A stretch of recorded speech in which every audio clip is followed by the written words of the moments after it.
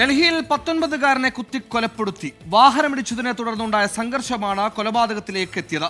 പ്രായപൂർത്തിയാകാത്ത ഒരാൾ ഉൾപ്പെടെ 3 പേരെ പോലീസ് അറസ്റ്റ് ചെയ്തു.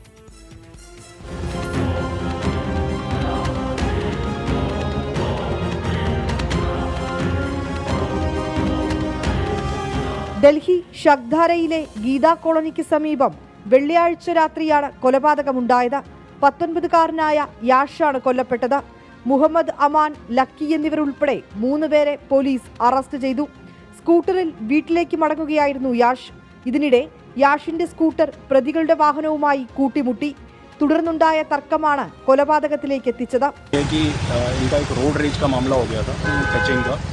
बाकी हम देख रहे हैं अभी पूरा मामला क्या है, क्योंकि अभी जस्ट इंसिडेंट घटा है, तो जस्ट हम कोई डिटेन हुआ है इसमें अभी तक नहीं, अभी कोई नहीं, हमारी टीम तलाश कर रही है.